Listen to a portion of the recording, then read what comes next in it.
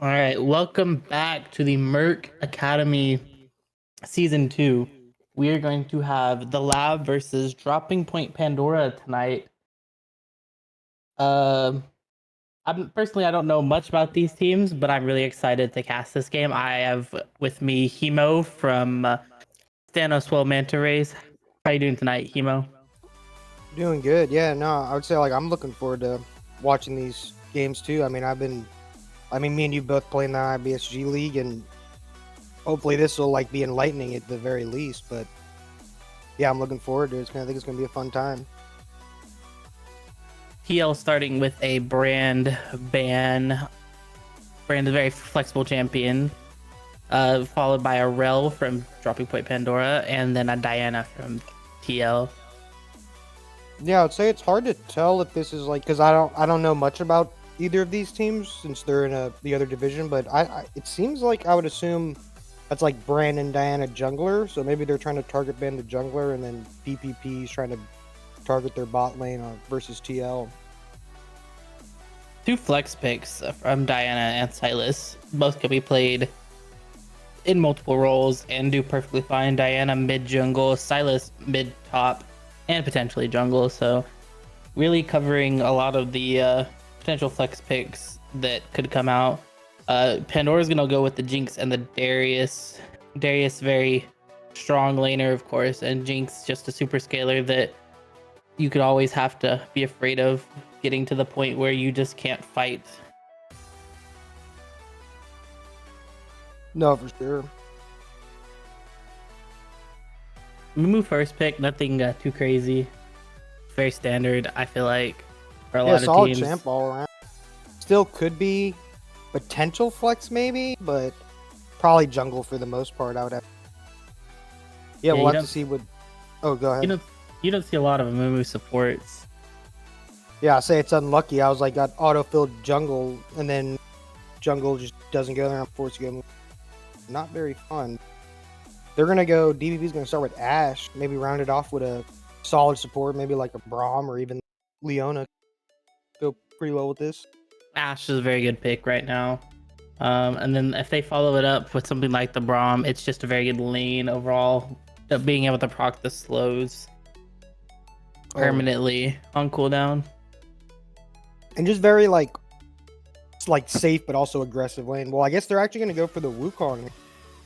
Potentially looking for a more aggressive AD focused jungler. Maybe start playing around fights and stuff.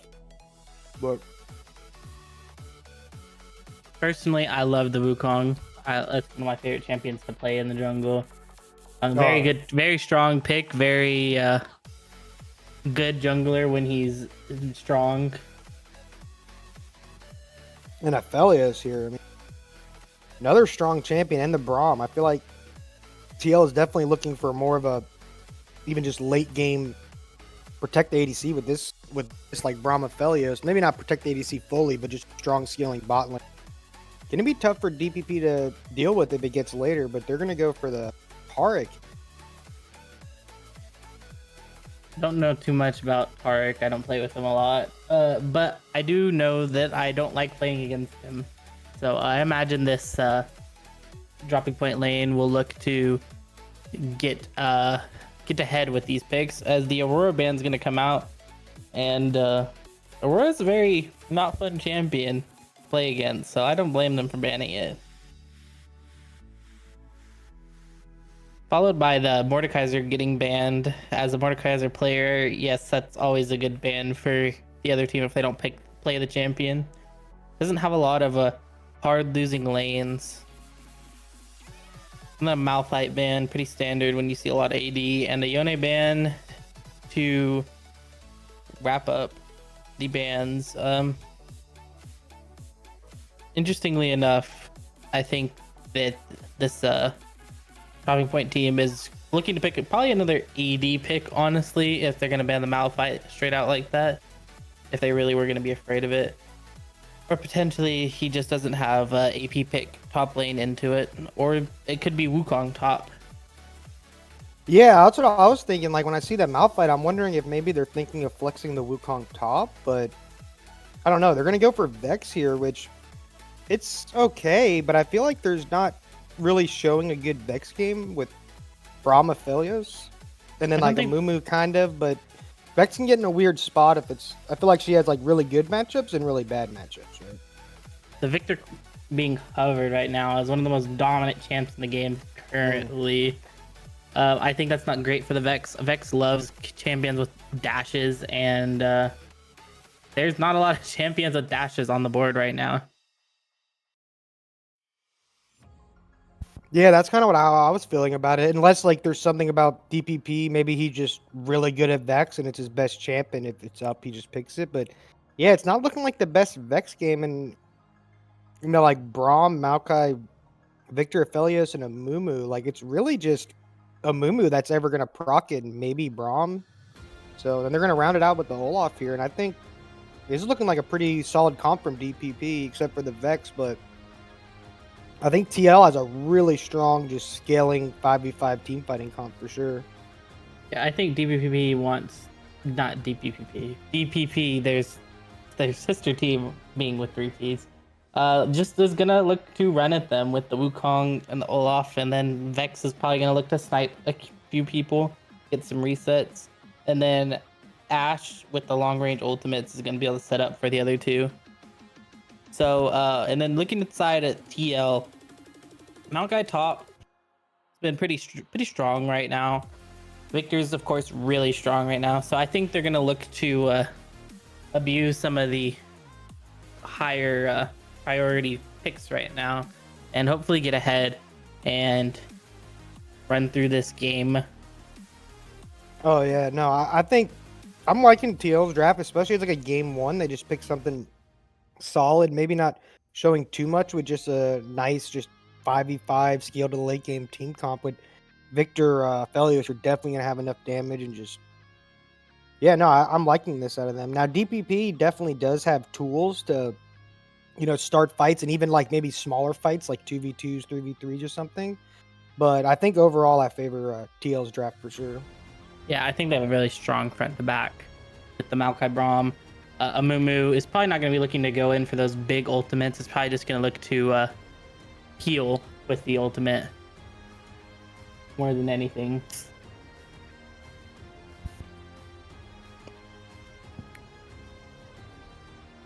I think this is going to be it's always interesting because a lot of drafts I see, like even in like our league or whatever, it's always like it seems like it's a lot of just almost opposites, where it's like one side just defensive and one side's offensive for the most parts. And I think this is going to be a good game one to just show how the rest of the series is going to go for sure. Yeah. Um, looking to get into the game, I think the Wukong is going to probably look to play through this bot lane early to make sure that the Aphelios does not get ahead. While Amumu is probably going to have to hover the bot lane to make sure that the Wukong can't have too much an impact. But Amumu's probably going to want to look in the mid lane to look for something onto the Vex. Relatively a mobile character if he can get onto her. And if they can get that Victor ahead, this game should be wrapped up nicely with a bow pretty quickly.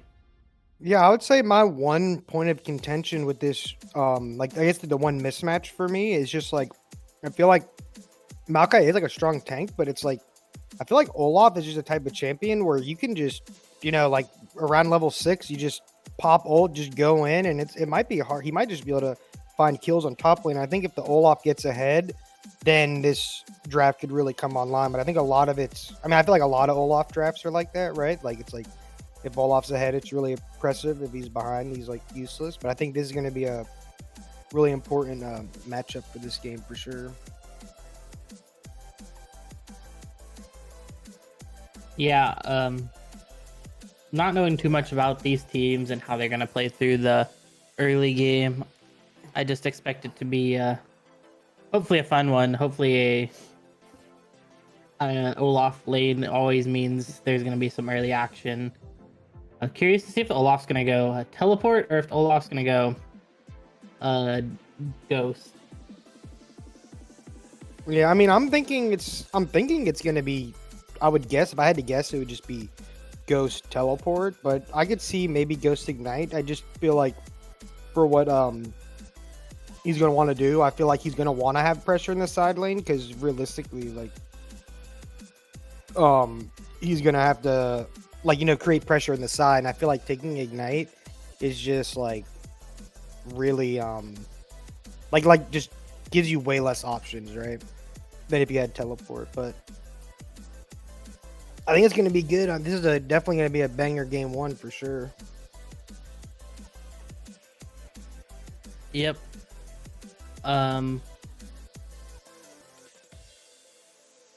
I think we're gonna be able to get a prediction going in the chat pretty soon now that the champs have all been selected. Uh,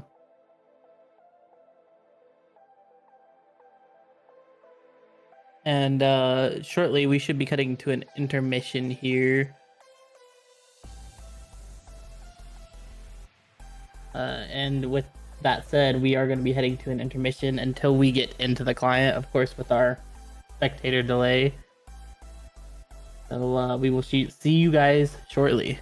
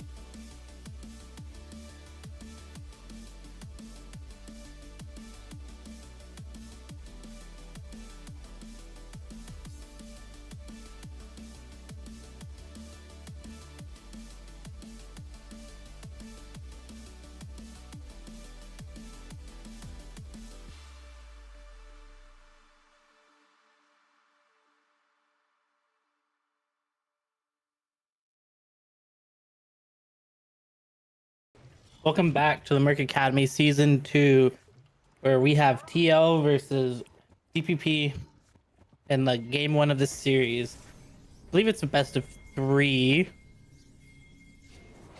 So this should be an exciting first game between the two teams. Welcome to Summoner's Rift. Looking for some level 1s. It looks like both teams are just going to 5-point.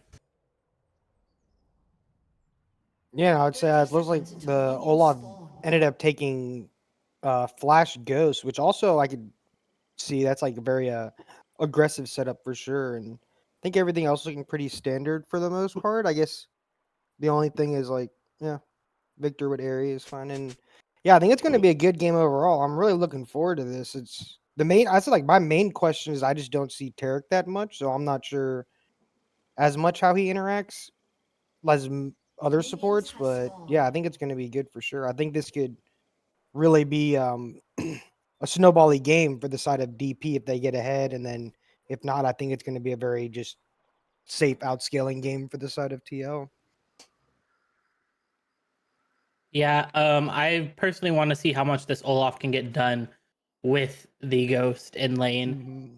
It's going to be big if he can get a lead. If not, he's going to fall behind and just have to hopefully rely on his split later in the game. Yeah, for sure. And going for it looks like PTA as well. I'm not 100% sure on Olaf runes, but that's definitely going to be strong early, like just for trading and stuff. But yeah, looking like a standard start for a Mumu as well, just starting top side, clearing the bot. And we see on the opposite side, or the same thing, but heading towards tops, both junglers starting on their blue side. Yeah, Wukong's going to try to affect this top side lane and probably get the Olaf rolling with the first kill. Yeah, I'd have to say, like, I feel like that's like kind of where you want to be at 4 minutes this game. Like maybe because that's really could swing the matchup either way. Like having Olaf up there or having the Wukong up there for the Olaf and not having a Mumu can really make it swing. But we do see the bot lane pushing in to the side of TL. Probably gonna try to get this reset and push back. But yeah, looking pretty standard so far, I'd say. Yeah, not very often do you have an Aphelios Braum lane getting the level 2 advantage first, but we saw that there. Olaf just trying to get this wave in so it can be pushed forward. I'm going to go for a little bit of trade, along with the mid lane going for a small trade. Yeah, it's a big chunk actually on the Victor right there, like going down to about a third health. So he might be able to look for all in here when all rotations come back up, but they're looking good for the side of the Vex so far for sure. Olaf did get a 3-wave crash and his back off, so he could have that slight advantage in the lane with the longsword purchase.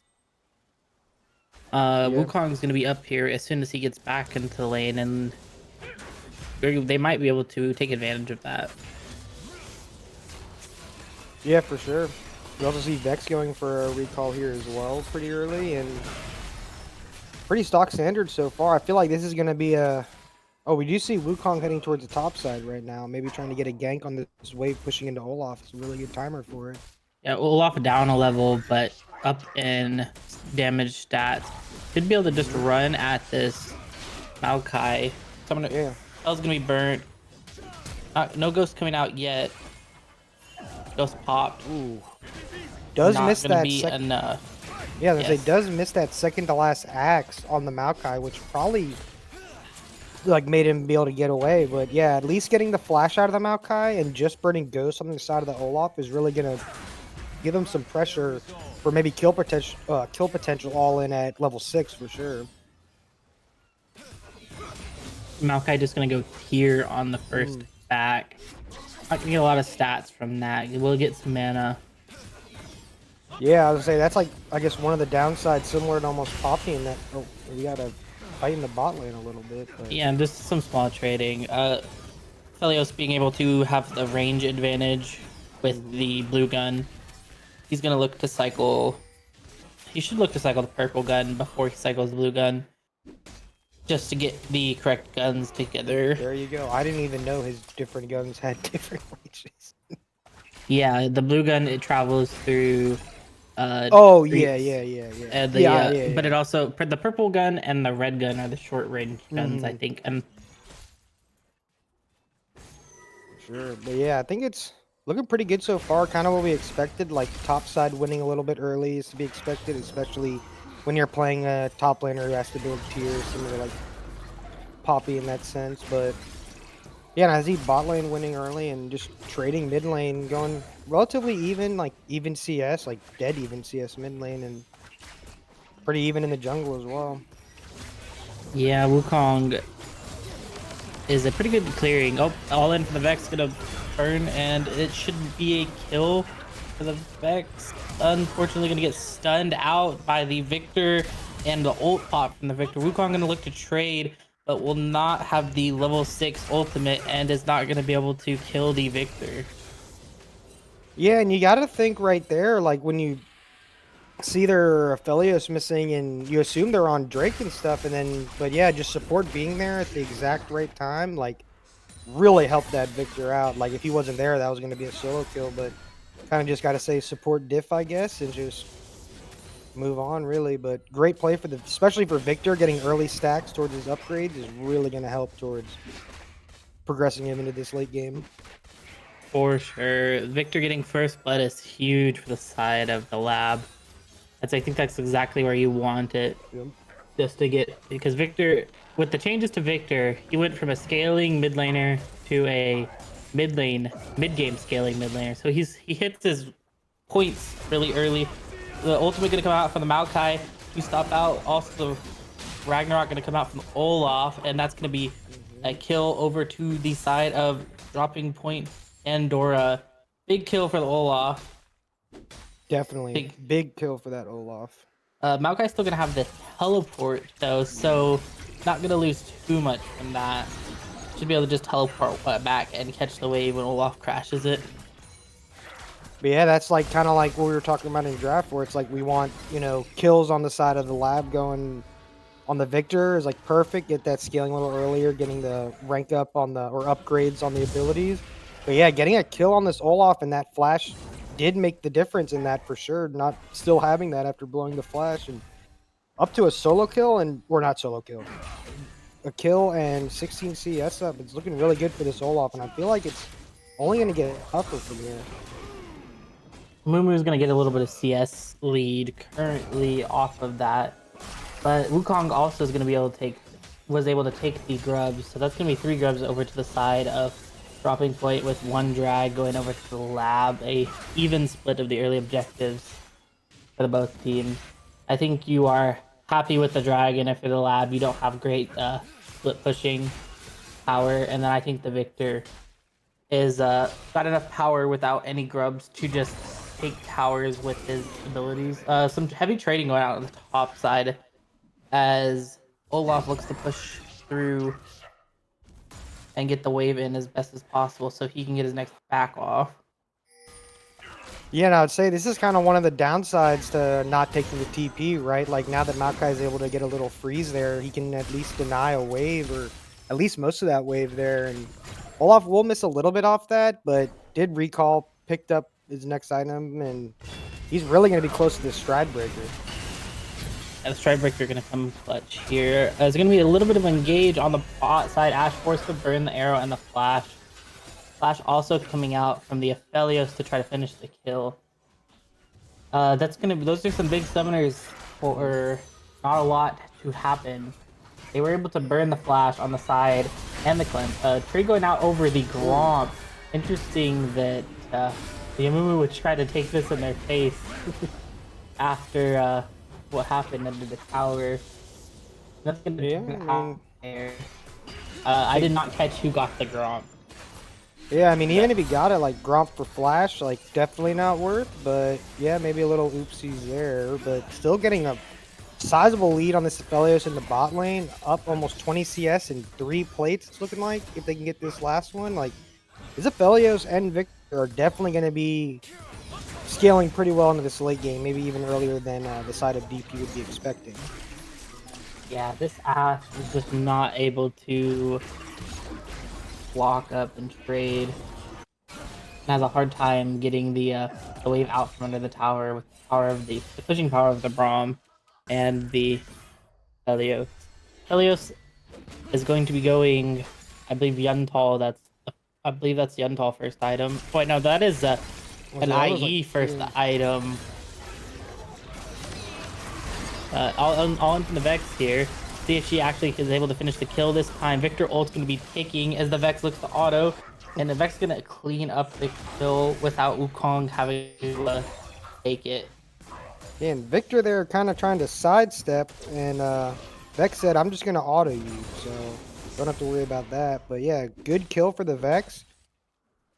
And yeah, this game's looking good for DP, but I also think it's looking good for the lab as well. It's just a matter on this Olaf. Maybe he might be able to get a kill here, but actually kind of getting pressured by this Maokai. Maokai gonna go for the ultimate. Oh, Ragnarok coming out from the Olaf, but it's not gonna be enough as the healing will not be able to keep him alive through the Maokai's odd passive.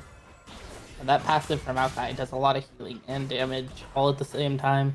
But Wukong gonna probably cover top here, so the lab should be looking to make a play on this bot side dragon with Wukong up top. Wukong gonna look to stop the Maokai's back here. Does get the stop. Burns the ultimate, however, is not gonna be able to get this kill.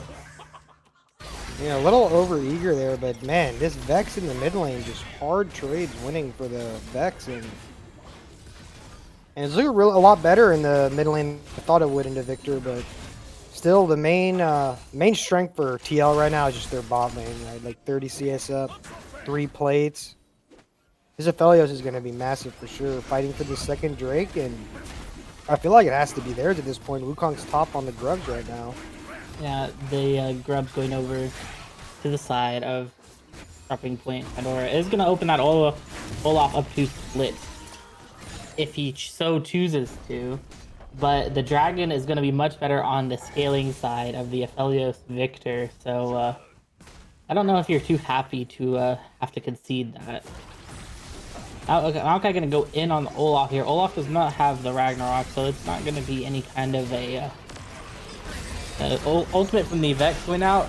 Vex Flash is the Victor stun and is going to auto and hit a Q, but Victor is looking to trade, almost does with the ultimate. Mumu mid, looking for a single Q. Hits the Q. However, is gonna confirm the kill.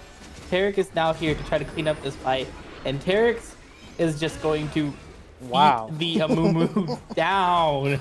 Yeah, that attack speed on the hammer there, just beating the Mumu down. But yeah, blowing flash from the Turk as well to get that kill. And yeah, I think this Vex is actually looking really strong into this Victor, and it's gonna be a problem, I feel like, if it keeps going this way. And my main thing that I feel like is gonna be tough for DP is like giving that solo kill over to the Maokai is really gonna make that lane a lot harder, like to get in the split push. Like now Maokai's is able to base, get boots and chain vest, and he's gonna be pretty tanky into this Olaf now. Yeah, there's gonna be a small trade going out on the bot side. Wukong is here though, so there shouldn't be much that goes on. Wukong gonna go with the ultimate, is going to connect onto the Olaf. Is gonna attempt to dive under the tower. However, with the Aphelios, is going to just shred through. That is gonna be 2 for the Aphelios, 3 for the Aphelios.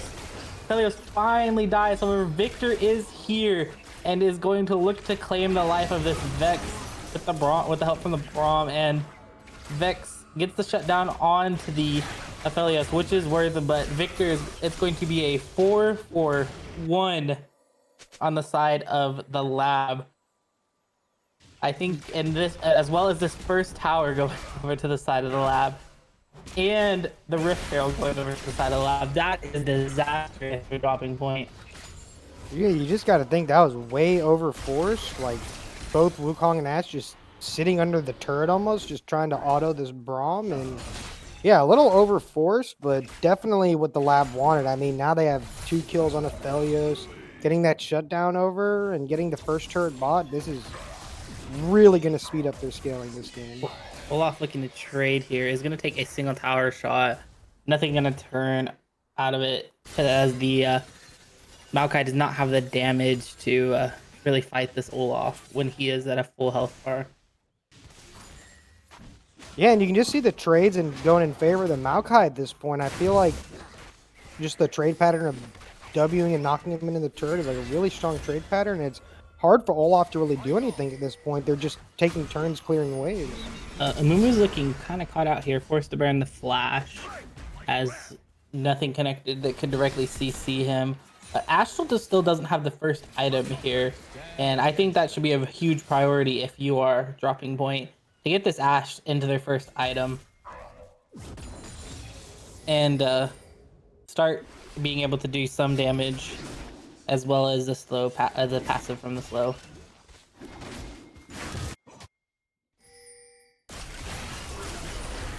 Ultimate coming out from the Victor here onto the Vex is going to chunk the Vex, but should not confirm the kill. However, Dropping Point is going to collapse on these two. The Ash arrow going wide. Amumu is here though, and Amumu is going to claim another life. Teleport coming in from the... I lost it. Teleport coming in from the side of the lab. Wasn't really needed. So Olaf's going to claim this first... It's not with this first turret, but this top side turret.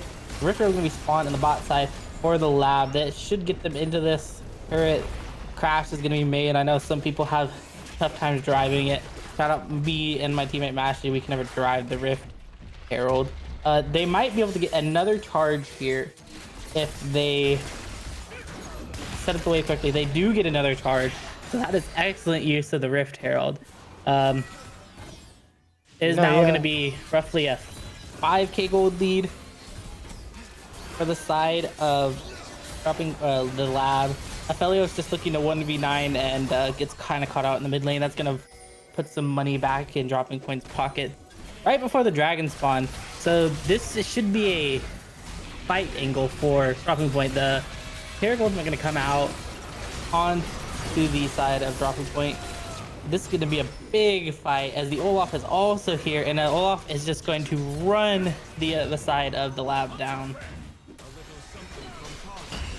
Yeah, and you got to think this just all started from the overstay basically from the Aphelios, and then just chain reaction into this. Like, this is exactly what DP needed. Like you were just saying, I was a 5k gold lead after that play, and now it's back down to 2.5k before they even take this turret. So they're gonna get the third Drake and get mid tier 1. Like this is what DP needed. But this, I think the scaling though is still really on the side of TL for sure.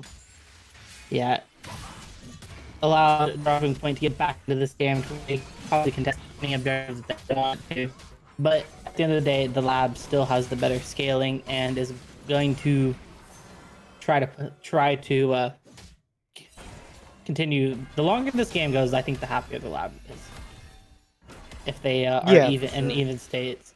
If the lab's ahead, of course they want to close it out as fast as possible.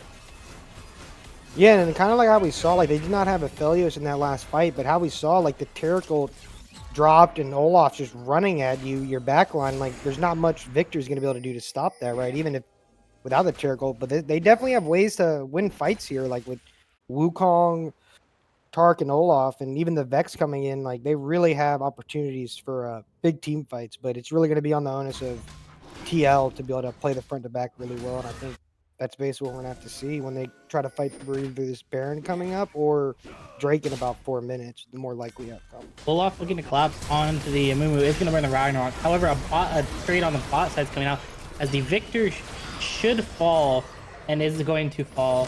However, Amumu did not fall. So it's going to be a 1-0 on the side of Dropping Point. The ultimate coming out from the Maokai onto the Ash potentially is not going to connect, but they are going to be able to get this tier 2 in the mid lane. So they're continuing to rotate around the map and get these towers down. Lots of standing gold in the pockets of the lab. Yeah, for sure. I mean, this is the main thing is like this Aphelios is still a problem, right? Like they need to be able to get on him and deal with him somehow. And I think as long as they stick together and fight as 5, and then they're going to be looking really good. They just need to be there to set up and make sure they're not getting flanked from different sides, whether it's behind. They need to keep good vision on like flank wards. And I think it's going to be really tough for DP to play if they're able to do that. Victor is now 2-4 And I think also with 2 items still though, I think he's still your big carry as of right now. As Aphelios is working on completing the Lord Dominic's guard. I'm pretty sure maybe the Mortal Reminder before he's really online. That is a very expensive build with the Infinity Edge being 3,600 gold. Once the Aphelios hits that 2 item spike, I think they can really start to run away with this game. Yeah, for sure. Maokai with a good buy. I really like Unending Despair. I think it's good for if you need an armor item as a magic dealer, as a magic damage dealer. It's a really good item. Definitely a bang for your buck. Yeah, I'll say it's especially good on champs that just have innate wave clear on their own, right? Then you don't have to really worry about getting a Balmy Cinder item. Like, you don't, because it kind of feels a lot worse than the magic one. But yeah, Unending Despair, really strong item right now. And it's going to be really hard to deal with this Maokai. Like, he's going to be really tanky, provide a lot of CC, and just good engage and disengage options with the ultimate. So yeah, especially with the Vex going a very bursty build as the solo AP damage on the side of Dropping Point is going to it's going to be hard to burst that Maokai out as a solo AP, and I don't think Ash or Olaf are going to be able to kite through him quite enough. for sure. This mid lane tower should fall here. The Vex ultimate's gonna hit, and that's gonna be Victor dead. The side of the lab might have bit off more than they can chew. The Mumu ult's not gonna connect on anyone, and it should be an ace for the side of Dropping Point. This Malphite has got a big health bar, but when everyone on the side of Dropping Point is hitting him, he should die, and that is gonna be an ace for the side of Dropping Point. This should be a Baron. The dragon spawns 25 seconds. If they can take this Baron fast enough, they should also get the dragon. And the lab is kind of just forcing on these towers right now. Yeah, I mean, exactly what you just said. Like, the play that they won just before this was the Aphelios over pushing by himself, but then you have their whole team basically pushing down mid, but they have nothing covering their flanks from this Vex or anything. They just get an ult on the Victor, and they basically just win the fight once that happens. And yeah, it's really good. I think it's going to be really hard for TL to come back now after getting the Baron. They just swung the gold lead an immense amount. Now they're up almost 2k. And the fact that they were able to take that dragon, the third Drake, really helps them right here. TL getting this third dragon is going to help a little bit. However, with the pushing power, I think, of the Vex and the Olaf, Wukong's gonna try to maybe contest this. I would be ill-advised with the Baron buff. Yeah, he's just gonna walk away. I think the Victor provides good wave clear, so they're gonna have to definitely manage their wave states really well if they want to take full advantage of this Baron buff. Yeah, I mean, that's the one thing, though, is right? Baron buff makes it like takes Victor's wake to nothing. Ultimate connecting on the Braum. Vex is in. However, they are tanking the tower. That's going to be shut down from the Victor onto the Vex. Shut down from the Braum onto the Wukong. It is still a 3-for-3. The Aphelios was not there in that entire sequence, so they bought both their time really well for Dropping Point to make a play.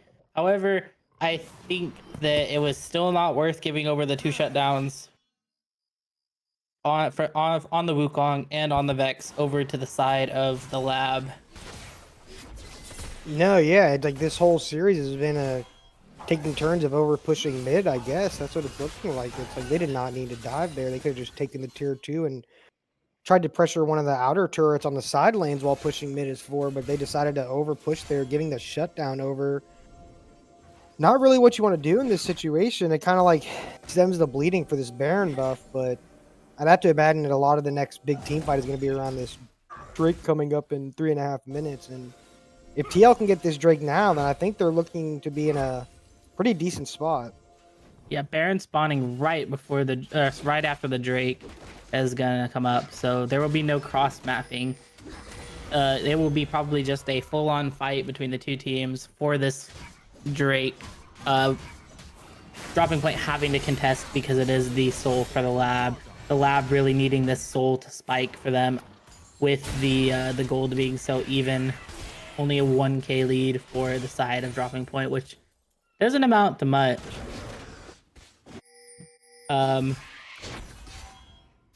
Yeah, there should just be a lot of farming for the next 3 minutes, roughly.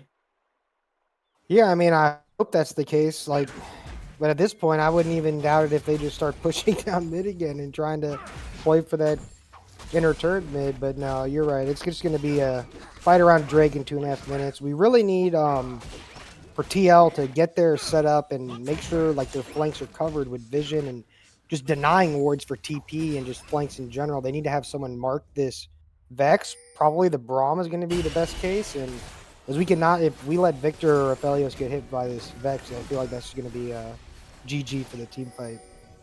Yeah, the Aphelios is working on the third item. The third item is going to be the Bloodthirster. Probably will not have it before the Dragon.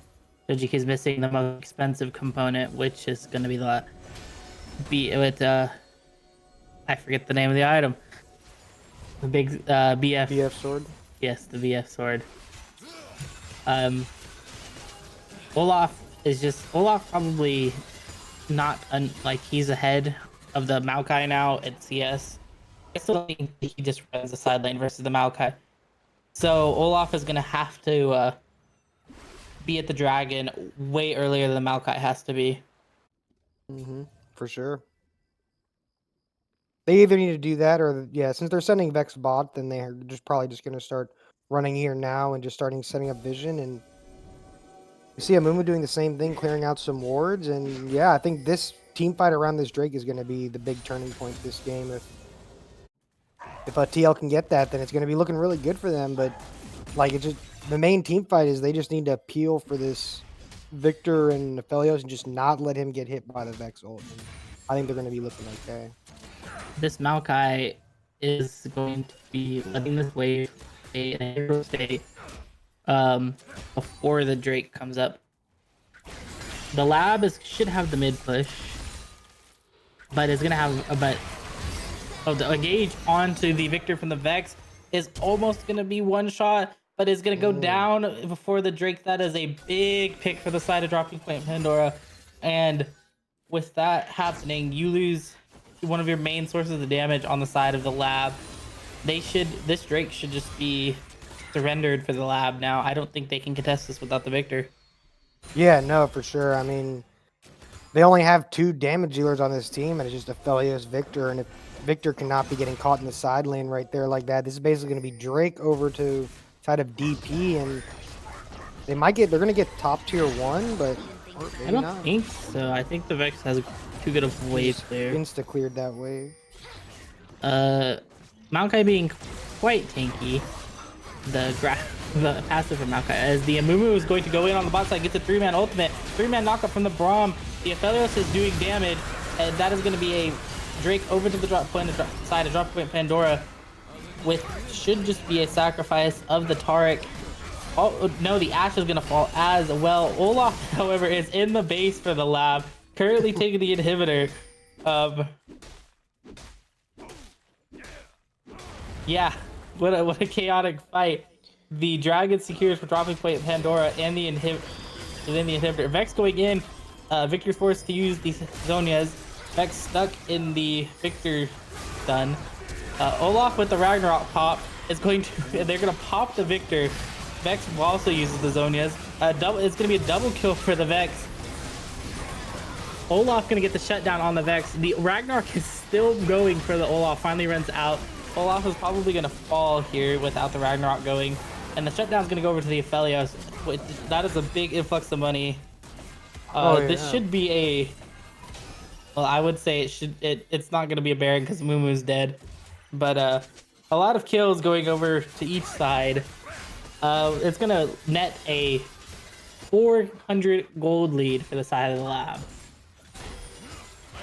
Yeah, and I would say like this gold lead is basically non-existent at this point. It's mainly just how they're going to play these team fights. And the Olaf was able to get on the victor there, but it just didn't matter in the end with the Felios coming back towards mid. And yeah, it's going to be a tough game for them. It's a very back and forth series, just fights nonstop. The Baron is going to be started here.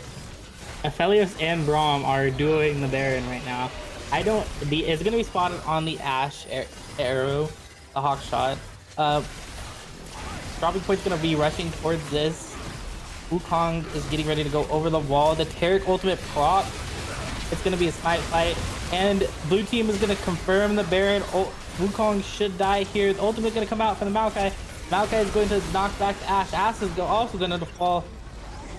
And that's going to be a 2-for-0 and a Baron for the side of the lab. The lab should just try to walk this in here and close this one out with that Baron right now. They're going to be working on this top lane. So they're not looking to end. However, the wave in the mid lane is in their base. So yeah, not being able to get the push mid there is definitely going to hinder them a little bit with the push, but they are pushing through the top side, looking to maybe break this inner tier turret, but I don't know. They're going to have decent wave clear, but with the Baron minions, they're not going to be able to clear them too fast, but I guess they are just going to try to reset here. They got a lot of gold from that team fight. They're going to just spend, come out, and just try to push through mid probably and wrap this game up, or at least play until soul. I think it's looking good for the side of TL now. They're getting to the point where their carries are getting 3 items. Their tanks are getting very tanky, and they have, I would say, a lot more ease of execution with their team comp compared to the side of DP. yeah, with the Spirit Visage and the Maokai, Vex just doesn't do any damage to the Maokai anymore.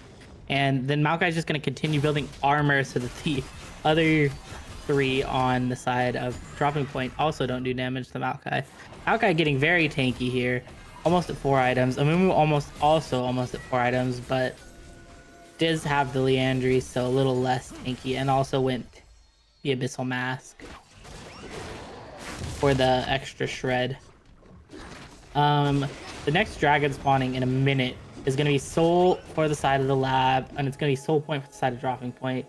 If Dropping Point wants any chance of this game stalling, they have to take this dragon here. Yeah, they're going to have to play for it. I'm curious to see if Victor is going to be able to finish. I don't think he's going to be able to finish Death Cap in time. I just don't think he's going to have time to recall before this Drake setup spawns. But yeah, looking like resets coming out of the side of Ashe and Wukong. I don't know if they're just planning on giving all vision control over to the side of TL, but it's going to be tough with Eric and Olaf are just doing the job. Resetting coming from the side of the Aphelios as well. Finishing up the collector, but mid's gonna be very shoved in to the side of the lab, so they should have a lot of access here because Ashe is currently farming the mid wave. Which with this Baron buff, if Dropping Point overcommit to the dragon, they can just try to end the game here. Oh yeah, and it looks like, kind of looks like they're giving at this point. I don't know if they're going to try to maybe just play the steal, stepping up and chunking out the Taric. Wukong forced to use the clone. Nothing else is gonna. If they want over the wall, they are gonna have to walk around it now. Olaf looking to just walk into the pit. Dragon's gonna go down. Red team is gonna steal the dragon. The Vex ult connecting onto the Victor. Stopwatch forced to burn on the Victor. Oh, the Aphelios ultimate almost killing the Vex. Vex should die to the Victor. Victor is going to claim life of the Vex, and that is going to be a 3-for-0 on the side of the lab. The only 2 left being the Ashe and the Taric. There is a wave top side if they want to just walk this in. And they're looking to do it from the mid lane, but they might just walk to the top lane. Amumu's currently on the Wolves. Huge fight. They got the dragon, but at what cost? Yeah, I mean, they have 30 seconds here, and they're walking up like they're... Amumu the ult coming out. It's going to stun the Taric. The Taric should fall. The Taric falls to the Aphelios. That should do it here. The death timer on the Wukong, 10 seconds. I don't think this Ashe is going to have enough in her to clear this wave. And that's going to be game 1 going over to the side of the lab. Yeah, great game 1. Just fighting nonstop and back and forth for a lot of it. And yeah, fun game to watch. I'm interested to see what they're going to go for in this next draft. But yeah, up 1-0 to the side of the lab, and it's going to be a good series, I think. Yeah, curious to see if DroppingPoint will go with another early game comp, or if they will go something potentially more scaling to kind of combat what the lab was trying to do. We should be going to an intermission shortly, and we will see you when draft for game 2 starts.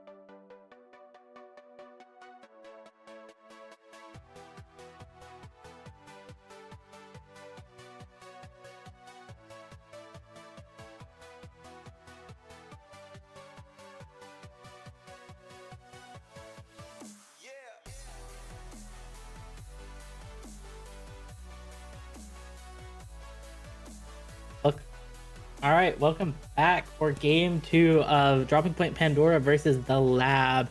Dropping Point Pandora electing to go blue side this game.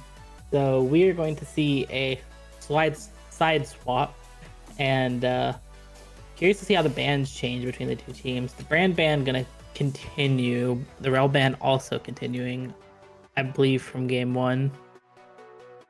Yeah, and based on that last game, I just feel like the Olaf, but especially the Vex, which is a big problem that game, just had a bunch of great ultimates and really found the engages he needed, like almost before every team fight. But TL was still able to win that game. But we really need to see if they're gonna do something about this Vex, because that's where I think really gave DP their chances to win that.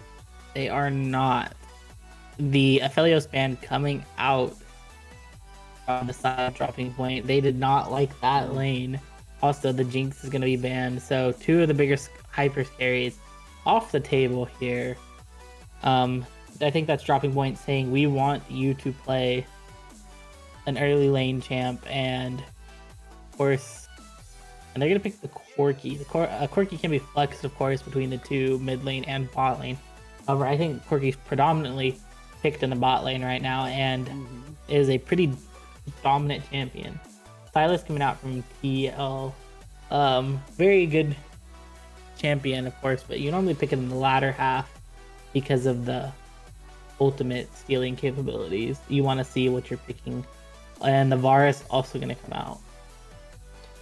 Yeah, Silas Varus on 1-2 for TL, not what you'd usually see, at least, or what I was expecting at least, but yeah, strong champs for sure in their own right, and love to see what DPP is going to round this out with. There's so many DPs something, and it's messing with my head.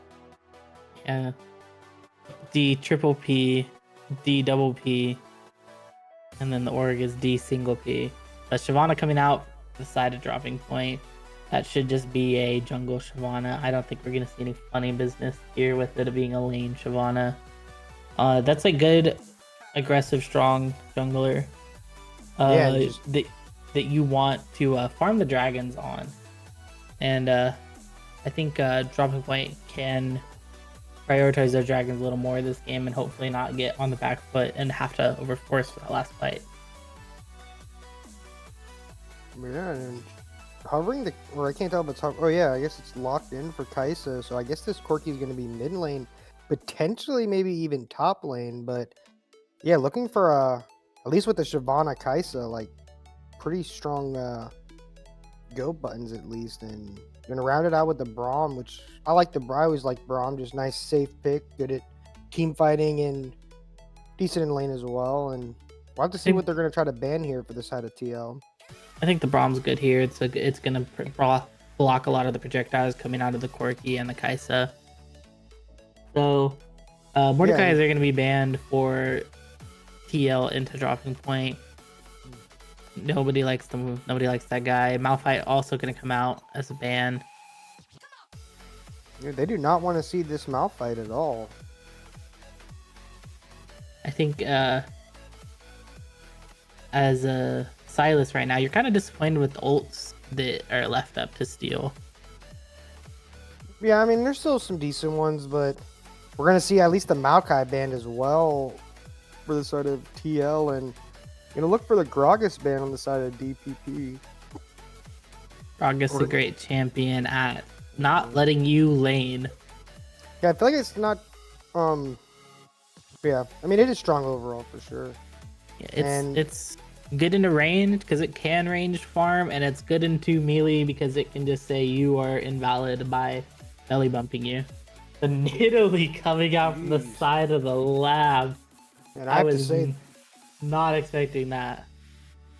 Yeah, and I have to say, like, based on their draft 1, this is like almost complete opposite, right? I'm assuming this Varus may be going poke Varus based on, maybe Nidalee or especially Silas wanting to go in. Still could go the on hit, but definitely if they lock in Singe, you are not going to be wanting to ever really be in range for any of these things to hit you. So I'm thinking poke Varus, and they are going to lock in Singe. And I can't remember the last time I saw a Singed. I don't like Singed. I like Singed.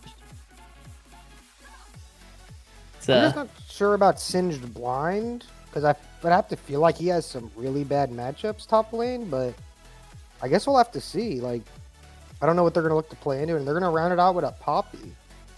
should be a Poppy support, I imagine. I don't see any of the other champions going into the support role. It could be Singe support / second jungler with Smite. I don't think you are risking your playoff series on that. I'm curious to see what the top lane pick is going to be for TL, unless it, of course, is a Nidalee top. It's going to be Cho'Gath. Something that can stop the Singe from doing what the Singe wants to do. The only thing I have to say for the side of TL this game is they are very magic damage focused with the Nidalee, Cho'Gath, Sylas, and even Varus to a degree has not a lot of magic damage, but a little bit of magic damage. And I feel like for the side of Singe, like he's going to be able to build really efficiently, like with like just his build path choices. And I don't know, this is going to be tough. It's hard for me to say who I think wins this draft. Like I feel like, yeah, I don't even know, to be honest. I personally think that DPPP gave no good ults for the Sylas to steal. Maybe the Poppy ultimate. Other than that, I don't think there's a lot that you want if you're Sylas. If you get Shyvana ult, does it give you the empowered form where you could shoot E's with like full AP? I'm not quite sure. I'd have to look at that. But I do know that you really you kind of don't want Kais. You really don't want Kais ult. You really don't want Corki ult. And I guess Singed ult would be fine because it just juices you. But yeah, that'd be interesting to see. I don't think I've ever seen a Sylas take Singed ult. I mean, Kais ult could be situationally okay, but yeah, like there's not too many great ults to take. Besides, if the Shyvana has that interaction, then it's like okay, maybe, but. Yeah, it's gonna be an interesting series, or game at least, and I don't know.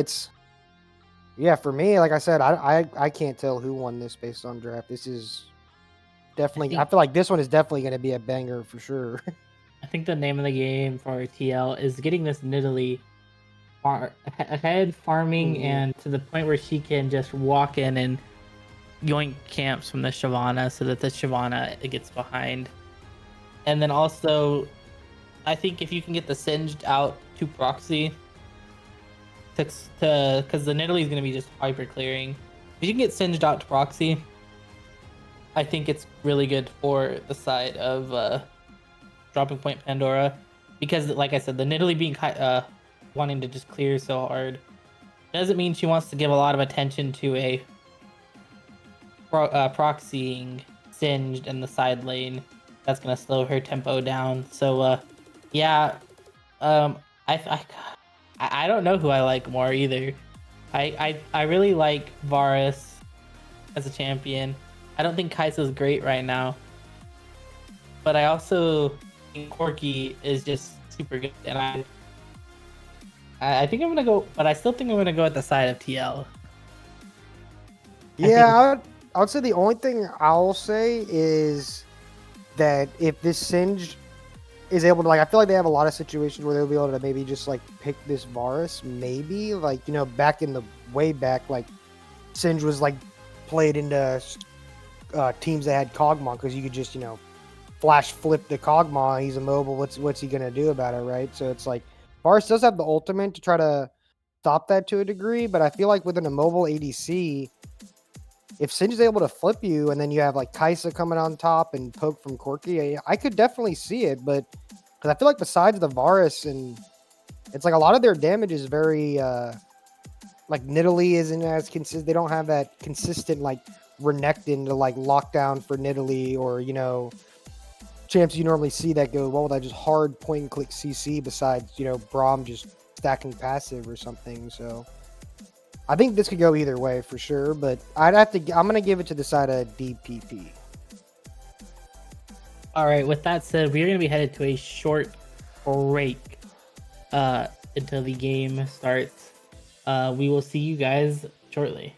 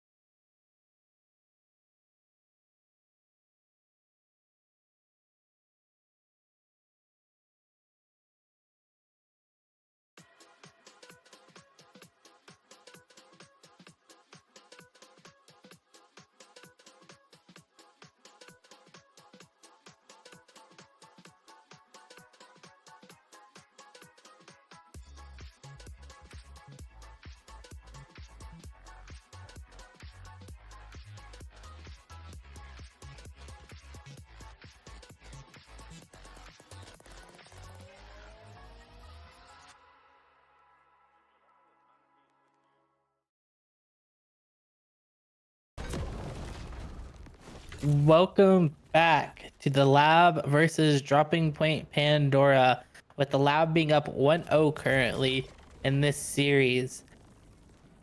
Um, the lab having red side this game with their Nidalee player, looking to pop some people with the spear. It's gonna be a 5-man bot rush right here, looking to see if they can get something cheesy, probably with the Cho'Gath 30 seconds knock until up. minions spawn. There are two in this bush, and they see them. Cho'Gath's gonna get the knock up onto the Poppy. However, it's gonna be a split fight. Kaisa getting really low, chunked out, might get away, forced to flash from the Varus and the Silas to confirm the kill. Yeah, the Kaisa just deciding to hold flash and barrier there. Like, don't know if she could have lived with that, but Minions have spawned. maybe with barrier. I'm not sure, but yeah, just holding sums there. A lot of sums burned from the side of the lab there, burning the flash on Silas and the Varus. But yeah, a little split there with the Cho'Gath going onto the Poppy and then everyone else going top. But yeah, good start for the side of the lab for sure. Getting first blood on your Nidalee. And yeah, we'll see how these lanes matchups go. I'm really interested about this top lane with the Singe. Like I don't really see it very much. Yeah, no, but you don't see it singed a lot in competitive. However, good singed do make their mark. Some cheese looking for the bot side. I was gonna get some poke onto this Kaisa. However, Braum is gonna be brought very low. Exhaust going out onto the Braum, and it's gonna be a disengage for both sides. A heavy trade coming out, but the exhaust being popped is going to be a net negative for the side of Dropping Point. Also already down that 1 kill. Yeah, for sure. And we see the Silas we saw for a brief moment getting pushed in by the Corki as expected early game. And I guess Singe getting pushed in that top side. And yeah, we'll just see this develops if Nidalee can make a big enough gap between with that solo kill starting with an extra amp tome. A little surprised she didn't just go for Dark Seal. Dark Seal. Yeah, I was trying to think of the item name. But yeah, Dark Seal, like pretty standard on Nidalee, I feel like. Just getting that whenever you can. But yeah, we'll see that she's looking towards the mid lane here though. Flash can be expended from the Corki. However, Silas is going to connect, and that's going to be a kill going over to the Silas. It's going to be a 2-0 start for the lab. And this bot lane is going to be pushing in with all the Nidalee invading onto the Shyvana. Is going to not connect with the spear. However, should be able to steal away this red buff. This game is starting off disastrously for the side of Dropping Point Pandora. Yeah, and I mean, if you're a fan of the lab, then this is, you'd definitely be happy to see this. I mean, burning the flash on Shyvana, like just the icing on the cake there as well. Burning the flash on the Corki and getting the kill, and they're looking the to dive bot. coming in. The spear gonna connect onto the Kaisa. They're gonna go 1-for-1. Braum's gonna get executed, so it is still gonna be a 1-for-1. However, Kaisa is gonna claim the shutdown and there's gonna be another scuffle.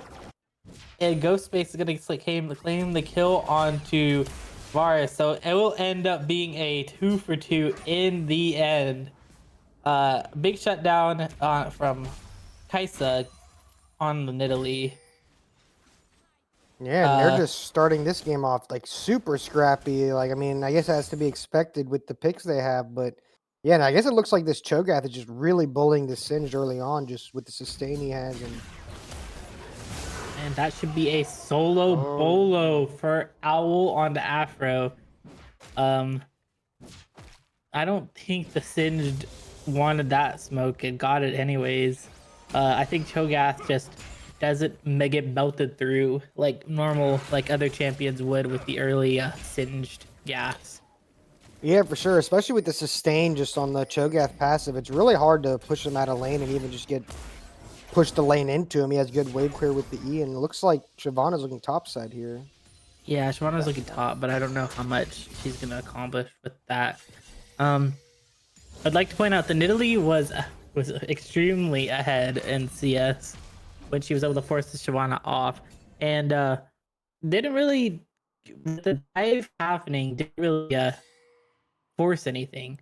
Cho'Gath kind of not allowing this to do what he wants in this lane. No, for sure. And it's really going to be hard for this Singe, I feel like, to do anything into this Cho'Gath until maybe he completes, like, Rylai's or something. Or maybe even after resetting again, he tries to, like, proxy. But this Cho'Gath's going to have a lot of push and just pressure in this lane. And, yeah, I think that dive was a little overforced, Pot. But they're still up ahead about basically 1K gold. And, yeah, it's looking good for them. The stun, the knockup going to connect onto the Singe. Cho'Gath's going to flash over the wall, is going to get grounded. Oh, the knockup going to connect again, and Cho'Gath is going to hit 6 and chomp the Singe. A 2-0 start for the Cho'Gath. Cho'Gath is going to have a big back when he finally resets. Yeah, and I wonder if we're going to be seeing more of an AP Cho'Gath with the Comet rune start, or if he's still just going to go tank. But I think you're just going Comet for the lane. However, the exhaust going to come out onto the Braum. Poppy going to knock the Braum into the wall. Knockup going to connect, and the Kai'Sa's going to claim the life of the Braum. Braum not burning any summoners there, but dying to the Kai'Sa with the gank from the Shyvana.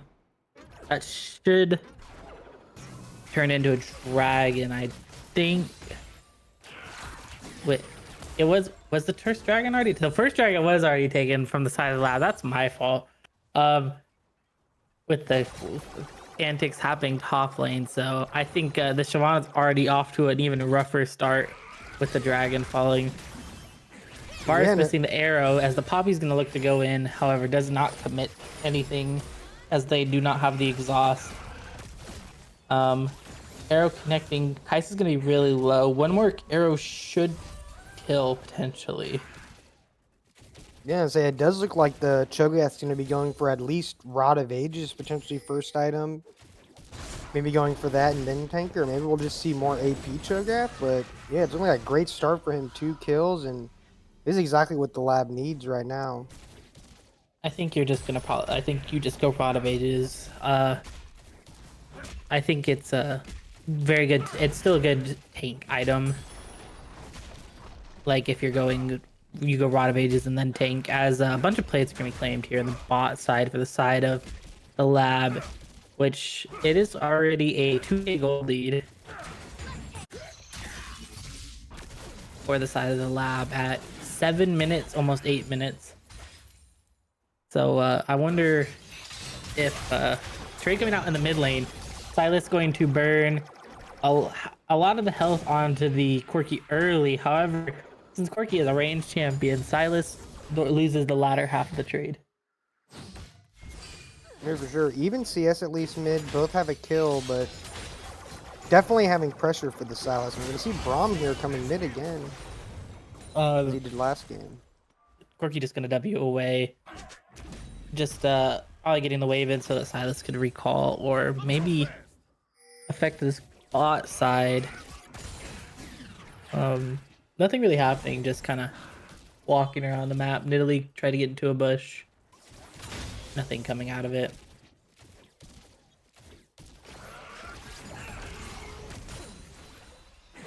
You know, and it is the poke Varus as we're seeing up 40 CS in this bot lane. Like, as we see Silas going in mid, but just valving away. This Singe is not having a fun time right now in the top lane either. It's not a good big CS gap, but he's not able to do what a Singe wants, and that's just not interact with the laner at all. Yeah, and looking back on it, I guess maybe that dive like really messed up things for Kai'Sa. Like being down 40 CS at 9.5 minutes, like that is not what you need on this Kai'Sa. Like she needs to be able to scale into this late game, and I think based on comps now, the lab is really getting what they want with these strong lanes early on. Yeah, Nidalee doing another invade here, trying to push the advantage even further. However, Shyvana's right there, and she is either conceding it, not knowing, or I think she knows now. She got hit bad. Yeah, I Take a mean, reset. Yeah, and I mean, this Nidalee is really strong right now. Like, probably going to have completed Lich Bane after, when she resets after clearing her bot side. But yeah, then we see already completed Rod of Ages, 10 minutes, and completed Proto Belt for mid. Like, completed item for Varus as well. Like, they're hitting their item spikes really fast, and I think they're going to create a lot of pressure and just fights around them for this mid game coming up. They're all spiking really hard right now. Kaisa going the, I believe, Kraken Slayer start. Mm. I'm not sure. I might need to be fact checked on that one. But Yeah, I didn't know if that was what's the name of it? Shiv. yeah, I don't know if it's Shiv or not. But Varus is just heavily dominating this lane. Cho'Gath is now kind of getting ran around by the Singe now that Singe has the Swifties, but I still don't think it matters that much. Dragon gonna be starting up here for the side of the lab, looking to get an early 2-dragon lead here. I don't think there's a world that they can contest for the side of Dropping Point Pandora. Yeah, and especially for Singe, once he gets some points and Qs and just Swifty boots, it's going to be a lot harder for the Cho'Gath to land these just naked Qs on him, just with no CC or anything. So, Cho'Gath gonna knock him up and gonna silence this flip. However, coming out, Singe is gonna just walk away. Shyvana showing on the top side, waiting patiently for this Cho'Gath to walk up. Poppy is also here. They're gonna look to potentially, I think, dive this Cho'Gath, which is kind of interesting. Either that or maybe just getting the wave in, but they did not get it all the way in, so. yeah, maybe looking for a bait here, but it is a little too tanky for the Cho'Gath. He's going to sustain off this wave, and Braum is coming top with the Nidalee as well, so both top laners do have TP, so They're gonna look to contest these grubs. Fight coming out. Poppy gonna get slowed. Lily Spear gonna connect. Knock up from the Braum ultimate. Gonna connect, and that's gonna be another kill onto the Nidalee, which should secure these grubs for the side of the lab, which is gonna mean they secured almost all of the early game objectives, just except losing for the grub. one grub. Yeah. No, this is going exactly how you want, like 2-1, 2-1 the Nidalee, up camps, and full Lich Bane already, getting 5 grubs. Like, there's not much more you can ask for, and getting the first turret bot lane. They're just really pressuring this map right now, and I'm finding it hard to see a way for DP to come back in this game. Like, they're really going to need maybe Singe to just go in and flip Varus, but with this team comp and being this far behind, I just don't see this really ever happening. Varus is just going to keep collecting some tower plate gold. Varus having the Youmu's. Kaisa having the Static Shiv, which we weren't sure about, is going to be able to wave clear into him. A Singe looking mid here on to potentially the Nidalee, is going to hit the root, is going to flip the Nidalee. I don't think it's going to be enough though, because there's not a lot of damage on the side of Dropping Point Pandora.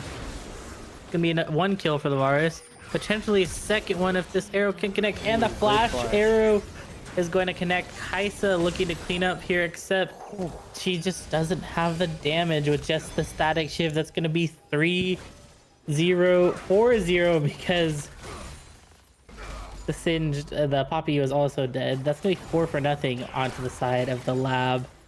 Varus is just getting extremely ahead right here. Yeah, I mean, honestly, all of the lab are just getting extremely ahead, like 3-1-3 and 3-1-2 for Nidalee, Varus respectively. Like, very strong, and Silas still putting up damage and going to be relevant in this game. And I mean, it's just all up for the side of the lab right now. Like, going to be already a 6K gold lead at not even 15 minutes, and man, it's really going to be hard for them. Oh, Cho'Gath going to pop the Singed with the Roa and the ultimate with the true damage. That's only going to get worse as this game goes on. Yeah, and they had a good plan playing around, like, putting this Kaisa behind, because you got to think about, like, the team fight that just happened, like you see them setting it up, Kaisa going in, but she just didn't have the damage for it. Now they're just gonna take this tier 2 mid potentially just right in front of them. Kaisa is one Jeez. shot currently. Corky gonna show up to kind of relieve some pressure. However, it's gonna get chunked out. I don't think there's a champion in the game that can relieve this mid lane pressure right now. No, I mean, I don't know. I don't really know what they can do at this point, but they just have so much poke and they have so much execution with Nidalee, Q executing Cho'Gath. Poppy ulting them away is how they're gonna deal with the lane pressure. Kind of weird animation with that hand and just sliding around the map instead of like flying up, but they're just gonna come back and auto him. Yep. Be fine, but yeah, just looking really good for the side of the lab right now. Like really pushing this bot lane advantage, almost double CS at 16 minutes. Cho'Gath is gonna be collapsed on here.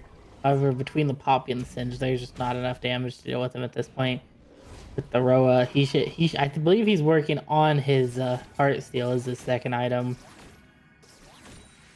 which means they're just not gonna have the damage to kill him when it gets later in the game.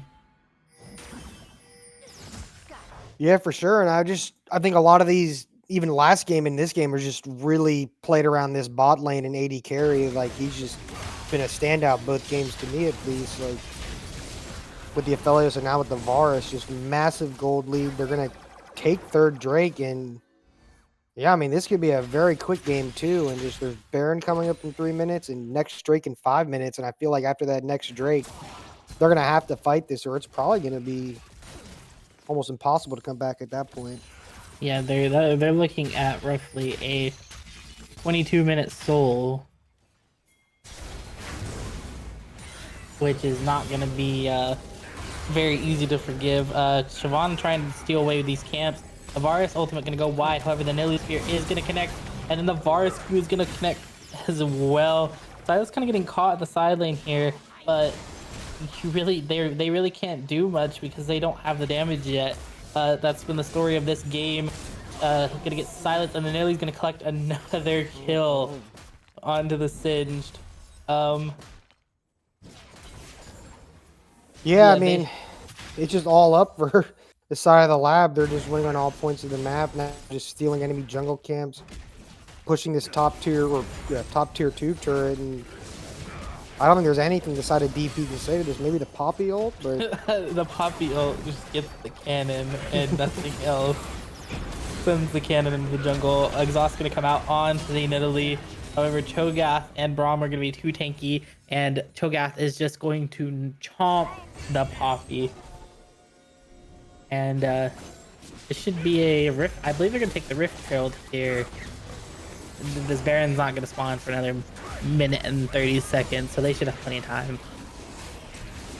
yeah, I mean, it's just like the lab putting on a clinic right here, just winning everywhere, taking whatever they want. And it's hard to imagine that they're not going to look to maybe even take an early Baron with Cho'Gath ult, or just play for soul and just try to finish this one up quickly.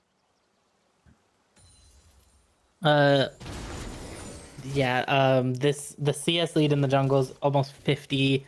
The CS lead in the bot lane is almost 70. Yeah, they're just I think every lane is just having a field day, and that's almost everything you could ask for with a Nidalee pick. For sure. I'll say Ghost is trying to hold it down on the mid lane, but he's just going to have no opportunities really to do anything this game, it feels like. Yeah, I think the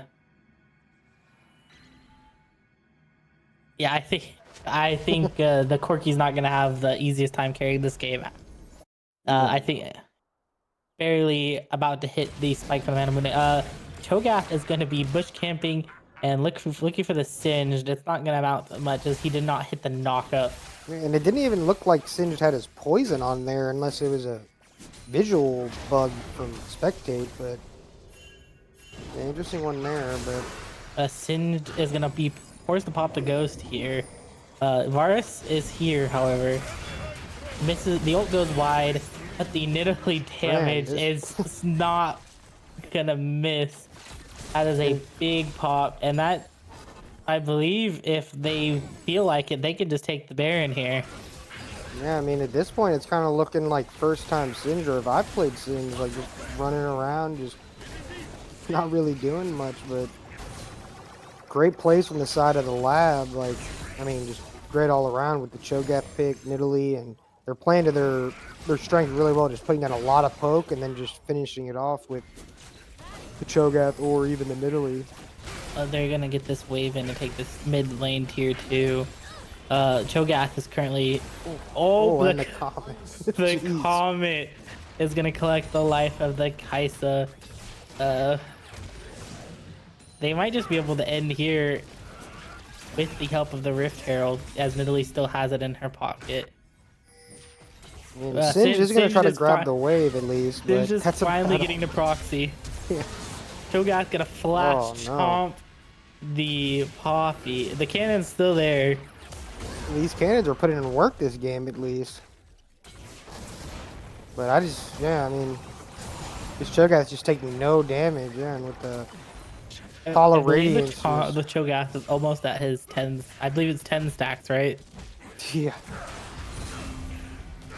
I will say though, Hollow Radiance is one of, or if not the most satisfying item. That thing is so nice. Double But- inhib is gonna fall for the side. There's another giant Varus Q. I think that yep, they're gonna look to end with the Rift Herald here.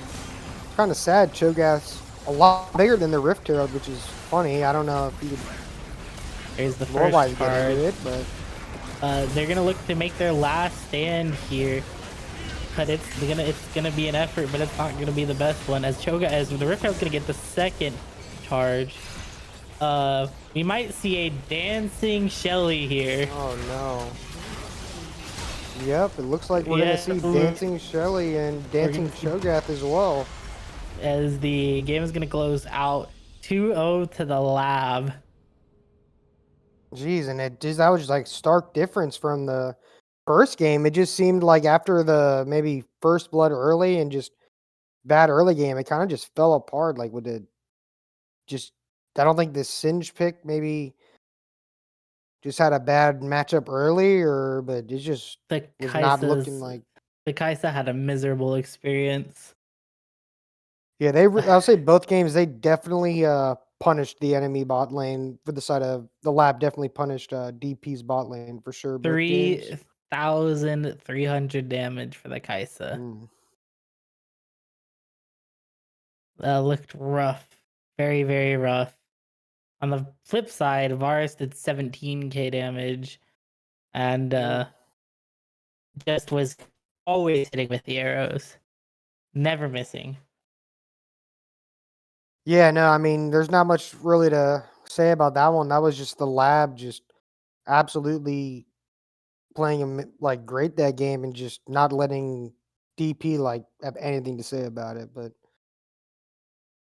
yeah, no, good series from the side of the lab. Definitely, we'll see how they do in their next match. But yeah, Yep.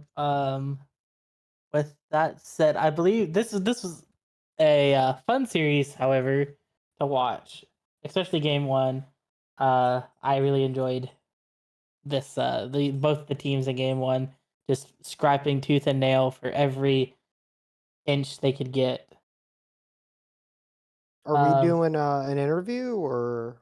Yeah, I was about to ask the same thing. We will potentially be doing an interview. If No, we would. possible, I would like the 80 carry for Yeah. the lab.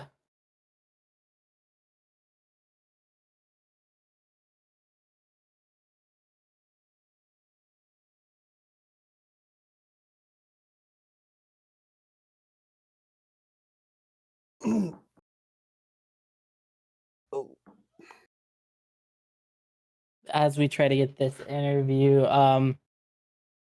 Honestly, the silence of game two wasn't much of a factor, as we didn't see any flashy moments. But we have a bunch of quote unquote turd heads in the chat. kind of a turd herd. Sorry, I mispronounced that, but yeah, that's a funny way to call your fan base is the turd herd. Um, Okay. yeah, Yeah, that was a tough one. It's hard to really find key points, but I mean, yeah, I feel like that game at least, like mid lane, there was that early kill on the Ghost in the mid lane with the Nidalee spear landing and then following up with the Silos. But after that, it really wasn't anything to do with mid. It was just top and just ADC and jungle, just really just. Oh, I think we got someone in here. Hello, hello. we're gonna have Yeah. Diablo Fox, the 80 carry from the side of the lab. How do you feel after that one, Diablo? I think game one, we probably could have done just as well. I think we just got a little confused in what we were trying to do overall. Yeah, game one was a lot more of a scrap than game two was. The Aphelios though, you looked very good on it in my opinion. How did you feel? It felt pretty good. I think I just had really bad positioning on that one. Had that one overstay in mid, and then the last team fight, everybody ran away from me, so I couldn't do any damage. That was Yeah.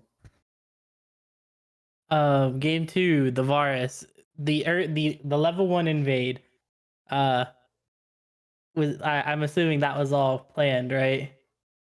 Yeah, so we figured because the previous time they had also 5 pointed, we figured they would also 5 point here again. We actually messed it up. We wanted our Braum to walk in front, but we were a little slow on it.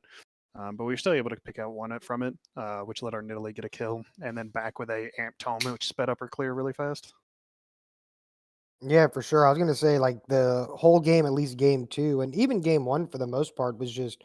I feel like the advantages through bot lane. Like even if you had some like slight missteps in the mid to late game, but just laning phase alone, it just seemed like you were just confident in either both matchups or just who you were facing, and just kind of put a clinic on them. Because I think you were up like 80 CS in that second game on Varus at like 15 minutes or something crazy. So we noticed the first game that the enemy ADC had a problem of bad back timers. So we just tried to Mm, manipulate the wave in order to fix that, and then keep close to a freeze on our side. And then with a Braum, you can't really ever walk up. It doesn't really matter who you are because you can't punish him, and he can always punish you. right.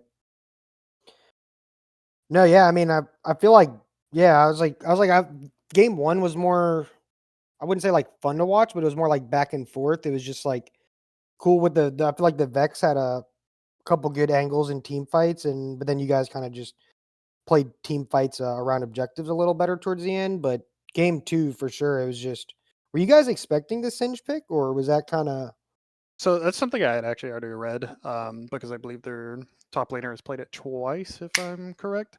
mm, So I was actually banning in order for them to pick that, which I thought mm, they'd pick it game one, which they ended up not, but they did lock it in game two.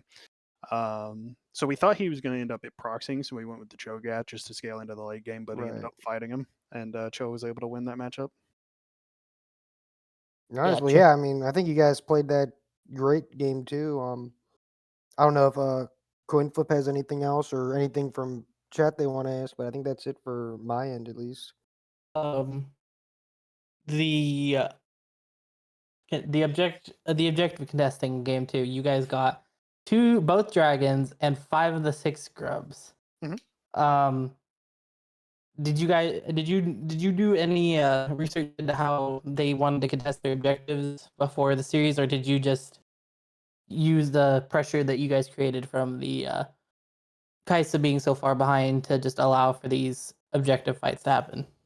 So what we end up typically doing, we're almost usually just prioritizing the Drake, as 9 times out of 10 Drake will win you a game where Grubs won't.